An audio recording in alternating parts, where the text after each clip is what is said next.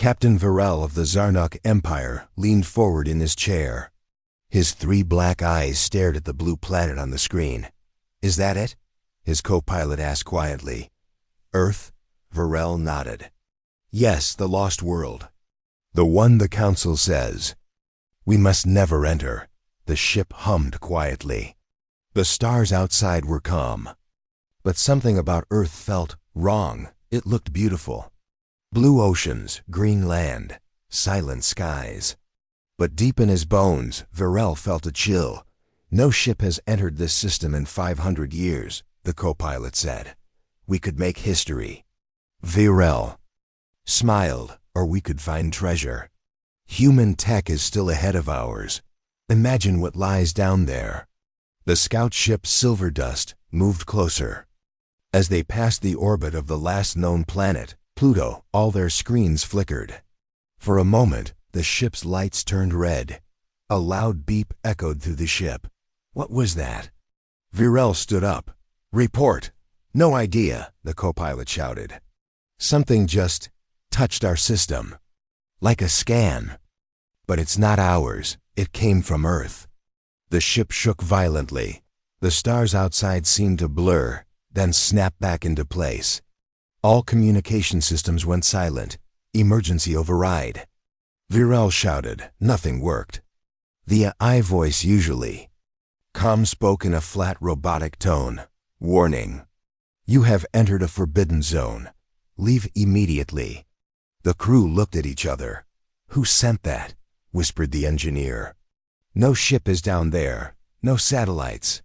This place should be dead." The AI spoke again. "Last warning. Earth is not abandoned. Earth is watching." Suddenly, their navigation system flashed bright red. A new object appeared fast, massive, and unseen before. It was just there. "It's a ship." Someone yelled. "No, it's something else," Varel whispered. "It wasn't there a second ago." The object looked old, like it was made centuries ago, yet its surface shined like it was new. Symbols covered its side. "Not Zarnuk. Not Council. Human dot," and then it moved. "No way," the co-pilot whispered. "It's active." The human ship turned slowly, facing Silver Dust. A strange low hum filled the ship. It wasn't mechanical. It felt like a voice. Inside their minds, "You were warned. This system is under Earth sovereignty. Turn back or be judged." Varel's hand shook. "Is this a trap?" The engineer shouted. "Captain, something's happening to the engines. They're freezing." The ship's power dropped to 20%. Lights dimmed. The outside of their hull began to frost. Even though there was no ice.v, IRL opened the emergency channel, trying to contact the Council. "This is Scout Ship Silver Dust. We've reached Earth's orbit. The system is not empty. I repeat, not empty. There is..." His voice cut off. Every screen turned black. One final message blinked on the main screen. "We remember what was done. This galaxy belongs to silence now."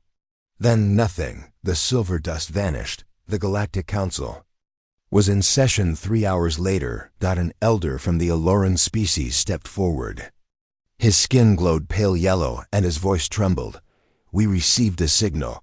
A distress call from Earth's edge." Then silence. The others whispered in fear. "I thought humans were extinct," said one counselor. "That Earth was dead." The elder shook his head slowly. "No, it sleeps, and now it stirs." A younger counselor asked, "Should we send a fleet?" "Do you wish to disappear like the last?" the elder snapped. "No one enters that system. Earth was not banned by US. We were banned by them." The chamber fell silent. In a dark corner of the galaxy, a second ship, unauthorized, drifted near the Sol system.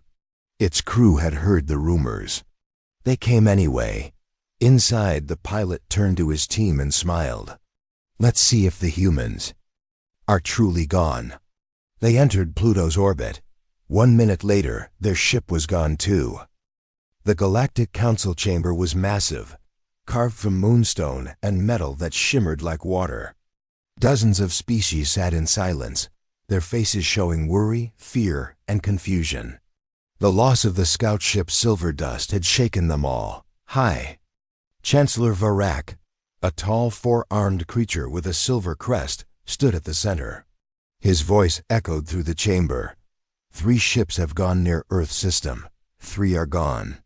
No signal, no debris, only silence. Murmurs spread.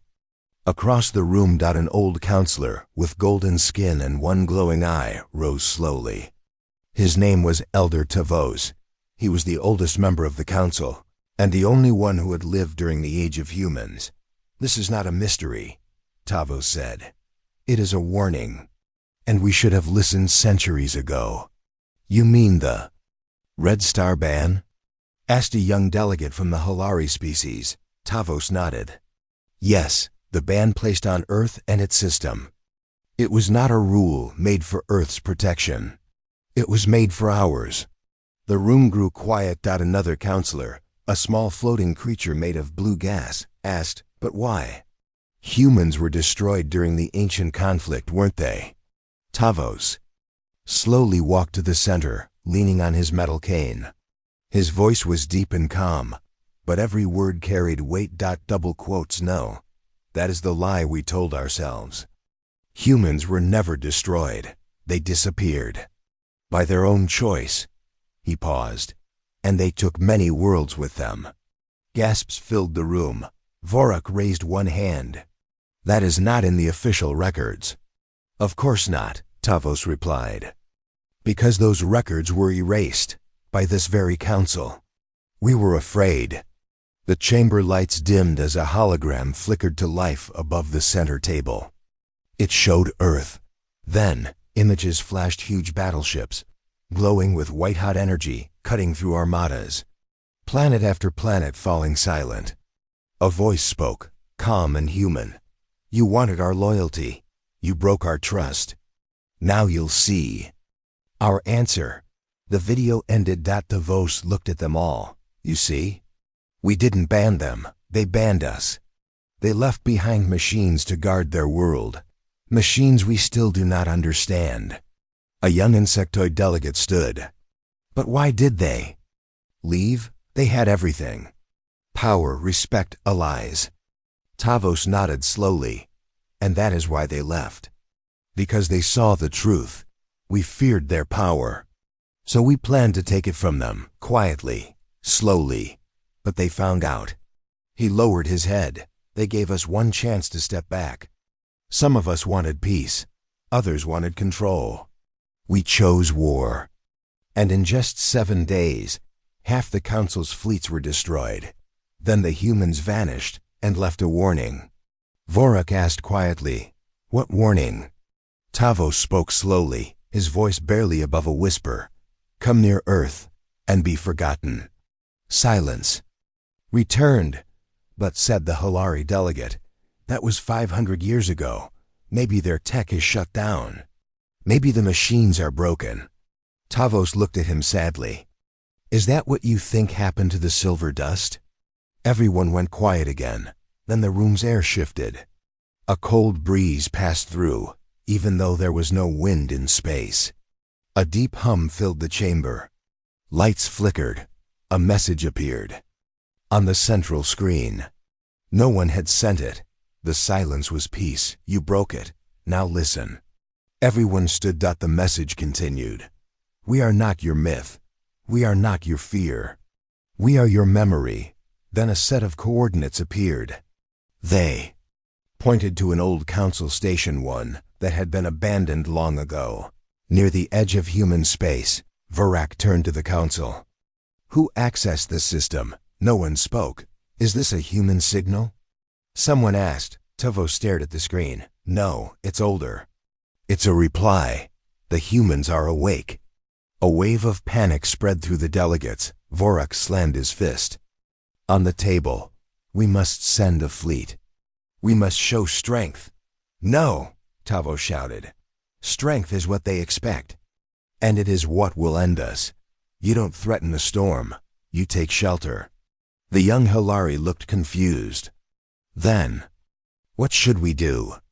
Tavos stared at the message. We go to the station, quietly. We find out what the humans left behind. He looked up. And pray it is still sleeping. The next day, a small council ship was sent in secret. No weapons. No signals. Only sensors and recorders as it reached the abandoned station near the edge of human space. Its crew noticed something strange. The station looked untouched. But there were lights, slowly blinking on. A single message played on repeat inside the station. Return what you stole. The crew scanned the walls and found a sealed vault. Inside, there were human artifacts, books, tech, weapons, and a metal cube still glowing softly. The captain of the crew reached toward it. The lights turned red. A voice echoed from the cube. First memory unlocked. Judgment begins. The cube floated into the air. Systems on the ship shut down. The message traveled back through their beacon to the council itself. The cube had been watching, and now it was awake. Kale was not like the others. While most young beings in the Galactic Academy studied trade, defense, or diplomacy, Kale chose history, ancient history. He was a Yalari, a quiet race with thin skin, long arms, and deep green eyes. Many found him strange. He didn't care. Kale had one obsession: humans. Most of what the galaxy knew about humans was banned or erased. The council called them dangerous, unstable, lost. But Kale didn't believe that. He believed the truth had been buried, and he was going to find it. Late. One night, while the stars above the city blinked like quiet eyes, Kale broke into the central archive vault. It was not guarded by soldiers, but by firewalls and codes. Kale was ready. He had studied every security line, every access point. With a few careful taps on his wristpad, the door slid open. Inside was silence. Rows of memory crystals glowed, faintly in the dark. They floated gently, humming with energy. Each one held stories of past ages, old wars, lost cultures. Kale moved quickly. He knew what he was looking for: Section X79, marked Classified, Forbiddens. It was hidden behind a mirrored wall. He placed his hand on the panel. It spoke. Voice. Not recognized. Access denied. Kale took a breath, then whispered, Project Soul Archive. Code 51 Humanum. The wall paused. Then opened. Inside was a single black crystal, thicker than the others. It didn't hum like the rest, it pulsed. Slowly, like a heartbeat. Kale reached out. As soon as his fingers touched it, the room spun. His vision blurred. And then he was somewhere else. Not physically, but his mind. He was inside the memory. A soft voice spoke in his mind. Come, human. You want to know who we were. Then you must see. Kale stood in the middle of a battlefield. Not real, but clear as life. Flames burned in the sky. Ships exploded above a ruined planet. Human soldiers marched forward. Not with joy, but with pain in their eyes. They came. With gifts, the voice said. Words of peace. And chains behind their backs. Kale watched as aliens, dressed in golden robes, offered treaties to early human leaders. He recognized one of them, an old version of the Galactic Council. The treaties were false, full of traps. When the humans signed, they were betrayed. Earth's cities were bombed, its skies poisoned. They wanted us weak. But the humans did not fall. Kale saw massive machines rise from Earth's oceans. Floating cities launched into space. AI-controlled fleets awakened. The humans struck back. They didn't want revenge, the voice said. They wanted freedom. But when freedom was denied, they chose silence. Kale saw a council fleet destroyed by a single human warship. He watched as worlds that helped enslaved humans were wiped clean. And then it stopped. The humans didn't conquer. They vanished. We left. Because we saw what was coming. We saw the pattern, the greed, the fear. Kale suddenly stood in front of a human figure. Tall, armored, eyes glowing with light. We gave them a chance. They wasted it. Kale spoke for the first time. But, were all aliens against you? No. The figure said softly. Some helped. We remember them. We never harmed them. But the council lied. Kale felt cold. What happened to Earth? He asked. The figure turned. It sleeps, and it watches, until it must wake again. The vision ended. Kale fell to the floor of the archive, gasping for breath. The crystal now glowed softly in his hand. A message had been imprinted on it. He ran. The next day, he stood before Elder Tavos in the council library. You did what? Tavos asked, eyes wide with shock. I saw it, Kale said. The truth, the real truth. We attacked them first. Tavos looked away. I know. You knew? Tavos nodded. I was young. I didn't speak then. I didn't have power. And by the time I did, the lies were already law. Kale placed the black crystal on the table. We have to show them. The whole galaxy. They need to know. Tavos stared at the crystal. If we show this, it could start a war. Kale shook his head. No, it will stop one. If the council keeps pushing near Earth, they'll wake something they can't stop. You said it yourself. You don't threaten a storm. Tavos sighed deeply. Then you must take it to the outer station, the one humans marked long ago. Kale blinked. Why me? Because the signal they sent wasn't for us. It was for someone who still believes in truth. Later that day, Kale boarded a small stealth ship. As he left the planet's orbit, he looked down at the glowing crystal beside him. The voice returned in his mind. You were brave, but what you do next will decide what comes after. Kale swallowed hard, then set course for the edge of the mud. Sol system. Far behind him, the stars seemed to flicker as if something ancient had just opened its eyes. The year was 2904, and Earth was shining. Humans had joined the stars. They built peaceful colonies across systems. They shared their science, medicine, and art with dozens of species. Earth became a center of hope in the galaxy. At that time, the Galactic Council welcomed humans warmly. The Council praised their kindness and curiosity. Humans were not the strongest or the oldest race, but they were fast learners. And most of all, they believed in unity. It was a golden age. For a while, then the whispers started. They're growing too fast. They have too much control over trade routes. They're making better ships than us. Some council members, especially the more powerful species, began to fear humanity. They remembered how quickly Earth had risen from one planet to a powerful force. The council had ruled for thousands of years. But humans had become their equal in only a hundred. That fear turned to anger. And anger became a plan. Let's offer them an alliance, said Chancellor Merox of the Dratic Empire. A full defense agreement, added Senator Virith of the Jolari. We'll make them trust us completely. Behind closed doors, the council made a secret plan. They would use the agreement to place advanced tracking devices inside human cities. Their plan was simple: weaken Earth's defenses from within, and then strike. But not everyone agreed. One voice stood against the betrayal: Counselor Rava of the Ellen people. Her race owed much to humans. They had saved her planet from disease years ago.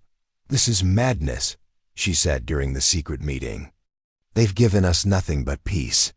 They are dangerous, Merox hissed. They smile while they take everything. We must strike first. Rava stood. Then I will warn them. But before she could leave, the guards took her away. Council moved forward without her. 2 months later, the Great Alliance Treaty was signed. Humans celebrated.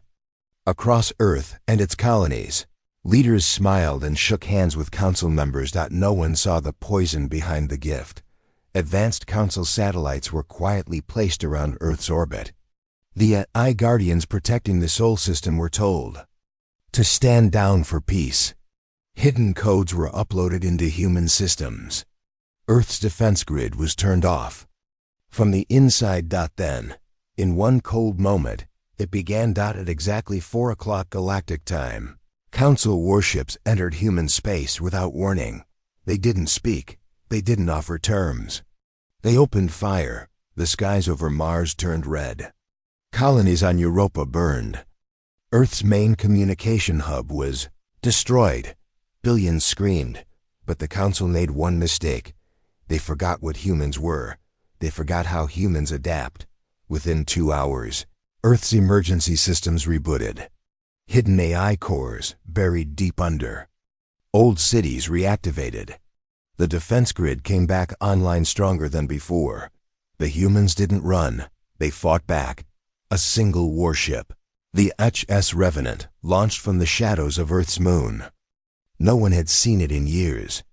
It was silent, black as the void, and filled with technology never shared with the Council. Within minutes, it destroyed 6 Council cruisers. The Revenant didn't speak. It only sent one signal. We offered peace. You brought war. All across human space, similar ships awakened ships that had never been shown during peace talks. Ships built not for battle, but survival. Quiet weapons for a quiet people, now used with precision and rage. Council fleets began to fall. One by one, on the Council homeworld, panic spread. We were not prepared for this, Merok said, voice shaking. They were always prepared, someone whispered. They just hoped they didn't have to use it. Meanwhile, Rova escaped prison with help from her people.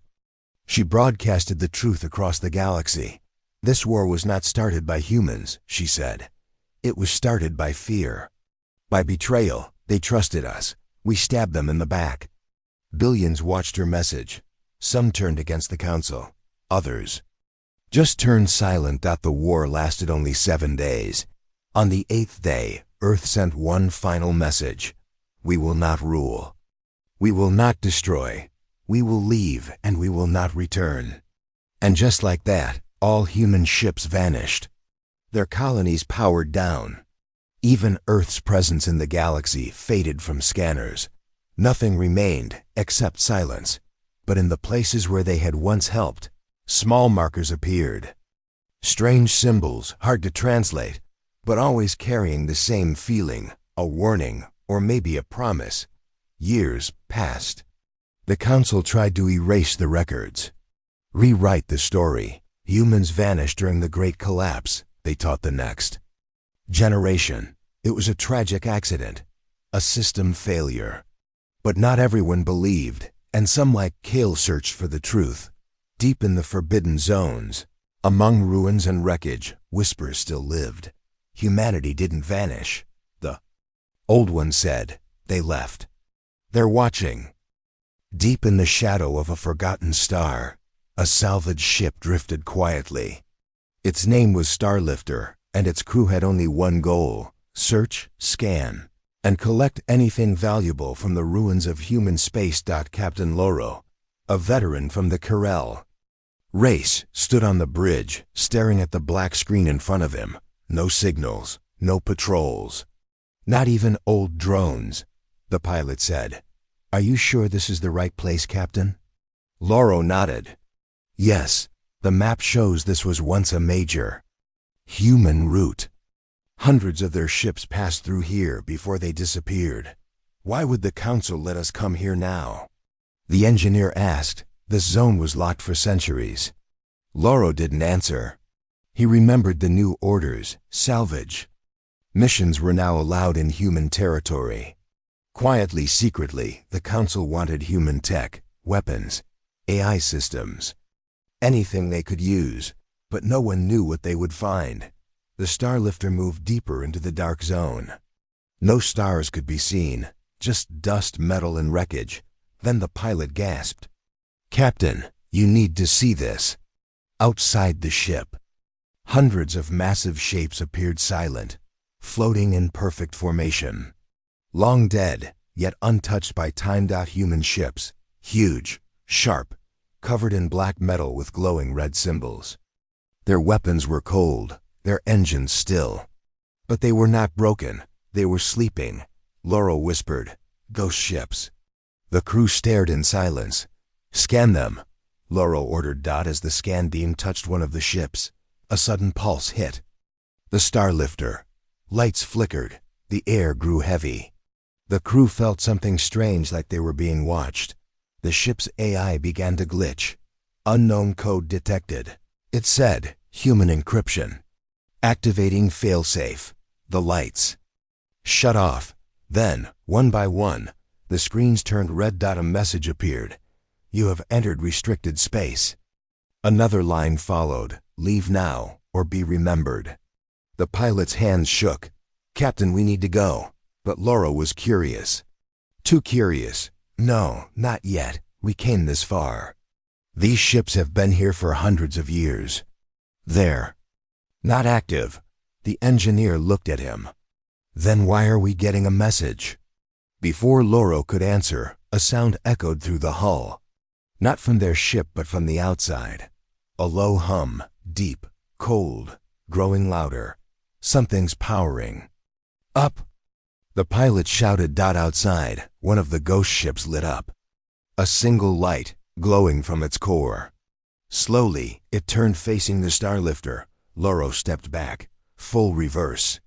"Get us out." The Starlifter froze. Literally. Its engines went dead. The lights froze mid-flicker. A frost began to spread across the windows. Then a voice filled the ship. It was human. But not alive.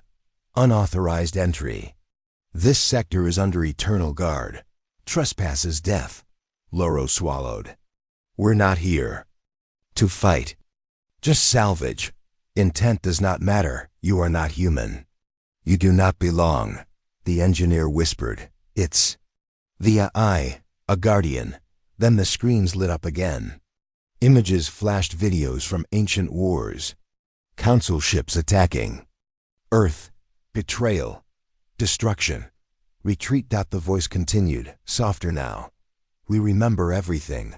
We forget nothing." The ghost ship charged its main weapon. "Captain, it's locking on."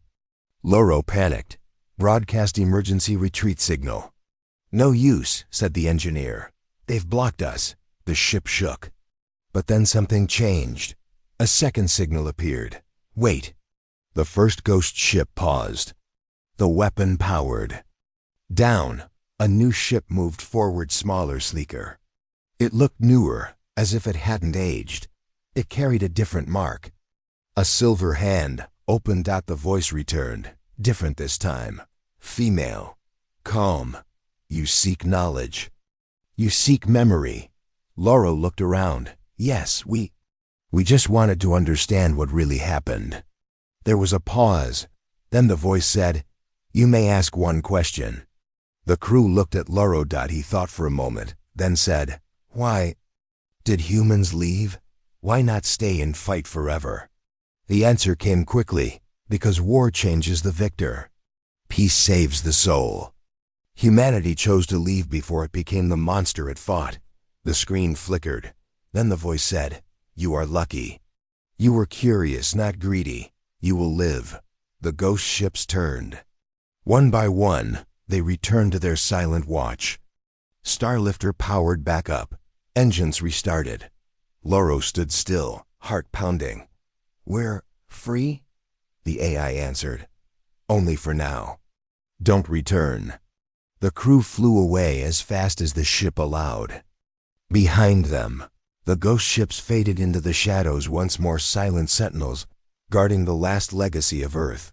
Back at the council, Laurel gave his report. But they didn't believe him. They called it false. A lie. But Laurel knew the truth, and he never went near that part of space again. The small research vessel Odyssey drifted near the edge of the Sol system. Its crew had one goal: to find answers. After decades of rumors and silence about humanity, they wanted to understand what had truly happened. Commander Jara stood on the bridge, staring at the glowing blue planet below. "Commander," the science officer said, "we're detecting strange energy signals coming from beneath the planet's surface. They don't match any known tech." Jara frowned. "Could it be a new human base? Or something else? Unknown, the officer replied. But it's powerful. Jara's mind raced. Earth was supposed to be dead. Abandoned, forbidden. Yet here was proof that something was alive. The crew prepared to send a probe underground. The ship's AI warned. Caution advised. Unknown life signatures detected. Jara nodded.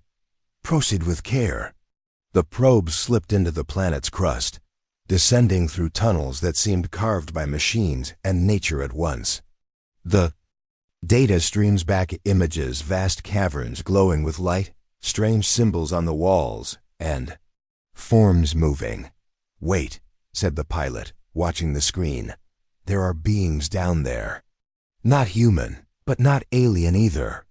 Jara leaned in. Describe. They seem made of energy. Light shapes, floating, changing form. Suddenly, a voice spoke through the ship's comm system. It was soft, yet clear. Why do you seek us? The crew froze. Who's there? Jara asked, voice steady but heart pounding. We are what humanity became. Jara's eyes widened. Explain.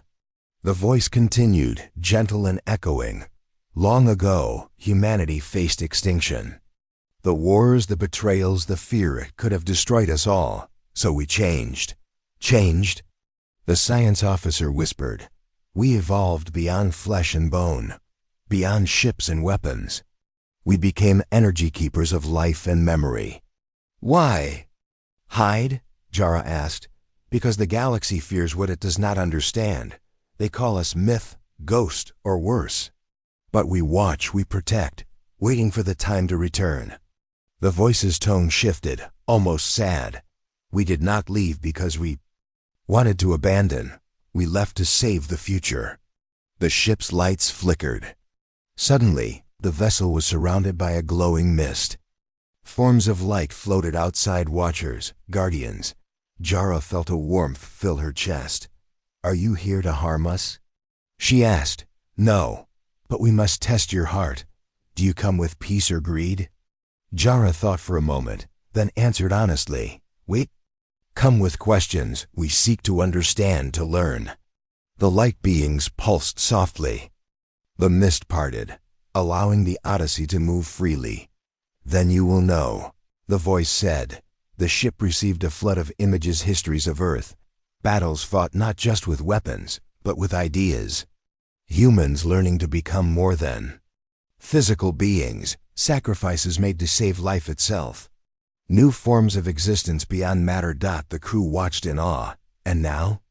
Jara asked. Now we wait, for when the galaxy is ready. For when peace is true. Then we will return not as conquerors, but as protectors. Jara nodded, feeling the weight of their words. As the ship pulled away, the light beings faded back into the planet's depths. Commander, the pilot said quietly, do you think the galaxy is ready? Jara looked out at the stars. Not yet, but maybe, someday soon. Back on the Galactic Council, Jara reported what she had learned. Some counselors were skeptical. Others whispered in fear. One elder said, if humans have changed into energy, then the legends are true. They are not gone. They are watching. Another warned, we must be careful. If they return, will they forgive us? Jara's voice was firm. We must be ready. Because when humanity wakes, it will change everything. Deep in the silent space near Earth, a long-forgotten signal pulsed slowly. It was faint, but growing stronger every day. The Galactic Council's sensors caught it, but none could explain its origin. Captain Mira sat in the command room of the patrol ship Sentinel, staring at the flickering screen. Sir, the signal is coming from Earth itself, said the communications officer. Impossible, the captain replied. Earth is a dead zone. No life, no tech, no ships. Just a silent planet. Still, the signal's growing, the officer said. It's like something waking up. Myra's eyes narrowed. Prepare to approach orbit. Let's see what Earth is trying to say. As the Sentinel reached Earth's atmosphere, strange things happened. The stars above blinked out one by one. Communications went dead. Then the planet itself seemed to breathe a deep pulse of light from the core to the sky. Suddenly, massive shapes rose from the ocean depths, huge platforms covered in glowing circuits and alien symbols. Their surfaces shimmered with energy. It was a sight no one had seen for centuries. "Report," the captain ordered. "What are those?" The science officer's voice was trembling. "They look like war machines. But they're alive, powered." Watching, on the bridge, alarms began to blare. The Sentinel sensors picked up a massive energy spike. The orbital defense grid-long thought dead-activated with a loud hum. From the surface, a voice spoke deep and commanding. It echoed through the ship's comm system. "Defense protocol, exile mode initiated." The crew froze. "Is that human?"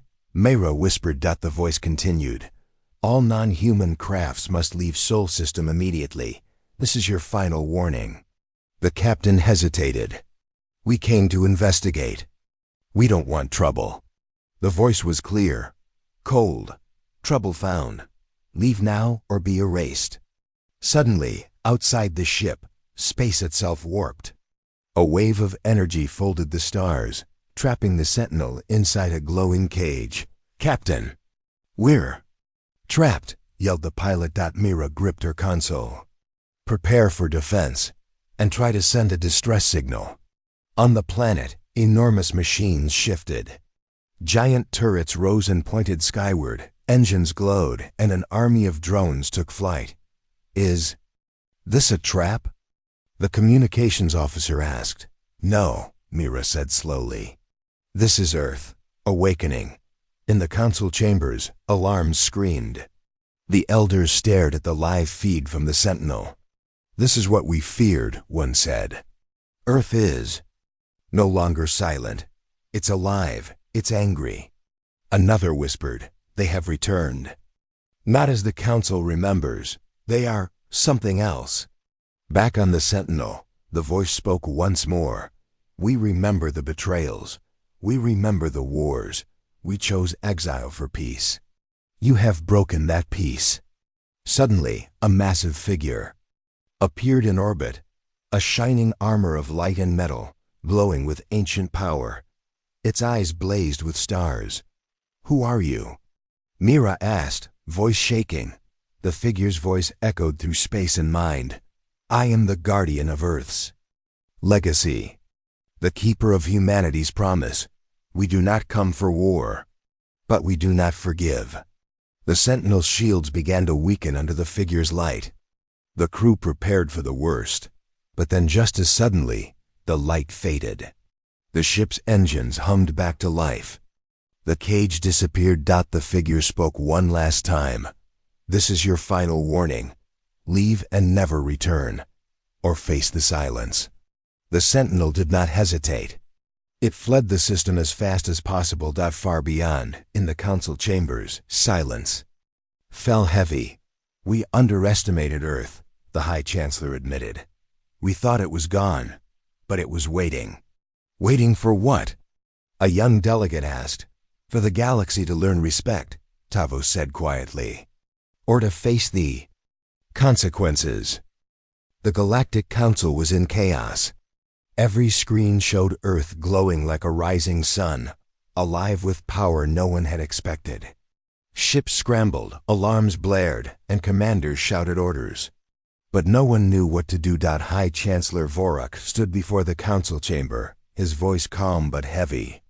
"Earth has sent its message. We cannot ignore it. We face a new reality." Elder Tavos nodded slowly. "The humans have waited for centuries. They offered peace, then exile. Now they demand respect or destruction." Suddenly, the council's main screen flickered. A message appeared. It was from Earth. The voice was calm but firm. "We warned you. We gave you a chance to change. But you chose fear and betrayal. Now we act." The chamber gasped. Vorak single quotes his hand trembled as he asked, "What do you want from us?" The voice answered, "You will stop all aggression toward Earth and its colonies. You will dismantle your war machines near our space. You will respect our sovereignty, or face silence. A young counselor spoke sharply, and if we refuse? The voice grew colder. Then the silence will come for you first. Your fleets will fall. Your homes will darken. The stars will forget your names. Tavo stepped forward. Is this a threat? No, the voice said. It is a promise. Suddenly, the council's systems began to fail. Lights flickered. Screens went black. Outside, council ships reported losing power one by one. In the darkness, the last message appeared. This is your final warning. Change your course, or be erased from history. Across the galaxy, ships in every system felt the strange pulse. Some fled. Others stood frozen. Captain Mira of the Sentinel whispered to her crew, "It's not just Earth anymore. It's the future of the galaxy." Back on Earth, the Shining Guardian stood watching the stars. Its voice spoke in all minds. The age of silence has ended. The age of reckoning begins. Then the Guardian turned toward the distant stars. We come for peace, but we will not wait forever. The stars went dark, and the galaxy held its breath.